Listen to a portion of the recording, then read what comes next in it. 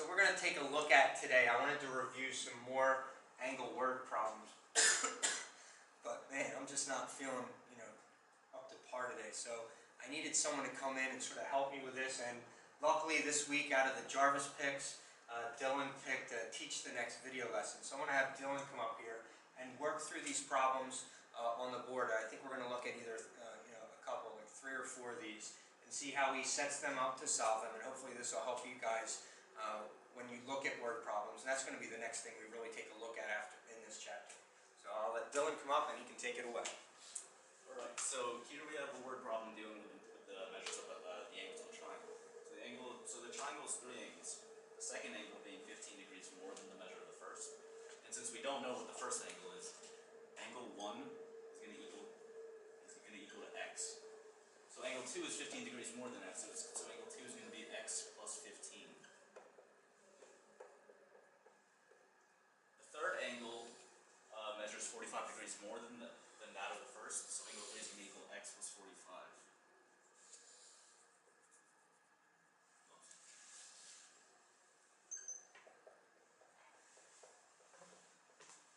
Alright, so combine together all the angles of an angle of a triangle add up to 180 degrees. So angle 1 plus angle 2 plus angle 3 equal to 180.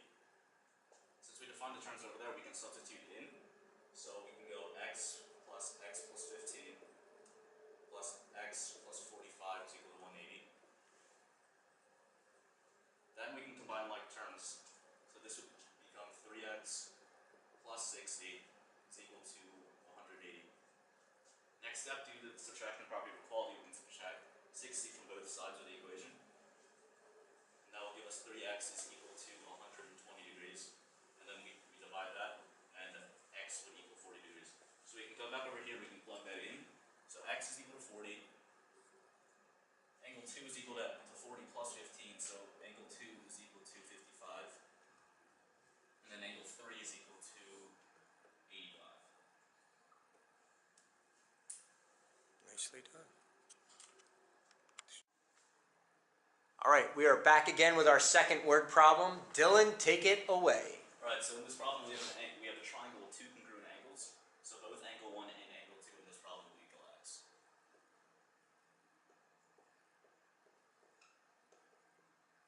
Alright, so the third angle, however, is 36 less than the sum of angle 1 and angle 2. So angle 3 will equal 2x minus 36. Now, one thing I want to point out while he's doing this is a good thing. Notice he wrote 2x minus 36, yet up top it says the third angle's measure is 36 less than the sum of the other 2. Whenever you see the phrase less than or more than, that's when you're actually switching those 2 terms, the order of them. The first term comes at the end, the second term comes at the beginning, and the less than or more than tells you what you're doing. With more than, it's not that big a deal, because if it was more than, x plus 10 or 10 plus x mean the same thing.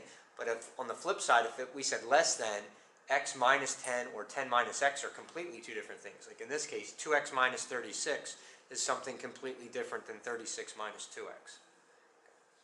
Alright, so again, all angles of the triangle add up to 180 degrees. So it would be x plus 2x minus 36 is equal to 180. You can simplify that by going 4x minus 36 is equal to 180 degrees.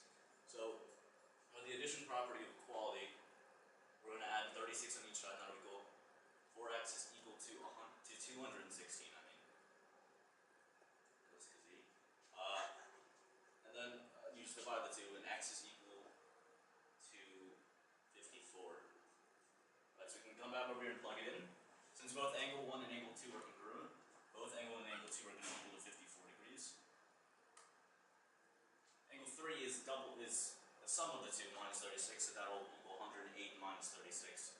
So angle 3 will equal 72 degrees. And notice again, a quick check is you look at angle 1, angle 2, and angle 3. If they didn't add up to 180, then you just messed up somewhere.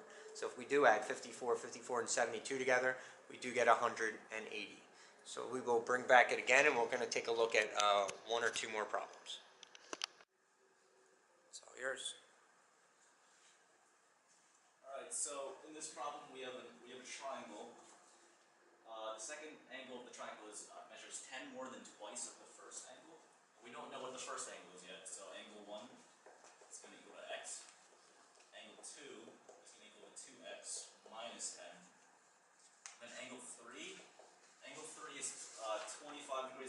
second.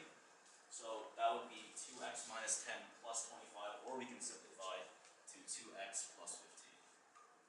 So again, angle 1 plus angle 2 plus angle 3 is equal to 180 degrees. So we can so we substitute in, it'll be x plus 2x minus 10 plus 2x plus 15 is equal to 180 degrees. So, we can combine like terms here, make it 5x plus 5 is equal to 180. Subtract the property of equality, we can subtract 5 from each side of the equation. So that would be 5x is equal to 175. And 175 divided by 5 is equal to 37. So now we know what x is. So x is equal to 37 degrees. Angle 2 is twice that minus 10, so that would be 64 degrees. And then angle 3 is double the first angle plus 15 degrees, so that would be 89 degrees. And again, adding up 37, 64, and 89 gives you 180. Well done. Alright, so in this problem it's going to be different than the ones we just previously solved, because in this problem we're dealing with polygons, and we're trying to solve out how many sides the polygon has. So with polygons, in order to find out the number of sides, we have to remember two formulas. The sum of the interior angles is equal to the number of sides. You subtract that by 2, and then you multiply by 180 degrees. The sum of the exterior angles, however, no matter what, will always equal 360 degrees. So in this problem, the sum of the interior angles, so it's going to be n minus 2, multiply that by 180, is equal to 6 times the sum of the exterior angles, so it's going to be 6 times 360, because it will always equal that. So what you want to do is you want to distribute 180 to n, and to negative 2 you want to distribute 6 to 360. So it's going to be 180n minus 360 is equal to, can we like restart that?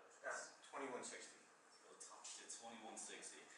Now, if you look at that, now there's nothing wrong with what Dylan just did, but you know, we looked at 6 times 360. We paused for a second because we didn't know what that was, and we had to figure out that it was 2160. And now we've got an equation with some really large numbers in it. So if I can get him to erase the second line he just drew there, there's an easier way to solve this for n, because we really have 2 terms being multiplied together on the left and 2 terms being multiplied together on the right. And when I look at this, it's like the 180 and the 360 are just screaming at me like, hey, I like the 180, I like the 360, we go together really well. So if he looks at this, he's going to divide both sides by 180 degrees, and then we'll see what he gets. So if you divide by 180 degrees on each side, these 180s will cancel out, and this will simplify to 2. The numbers are much easier to deal with now. So the equation will be n minus 2 is equal to 6 times 2, which is equal to 12. And then we add 2 on both sides, and we'll find out that n is equal to 14. The polygon has 14 sides.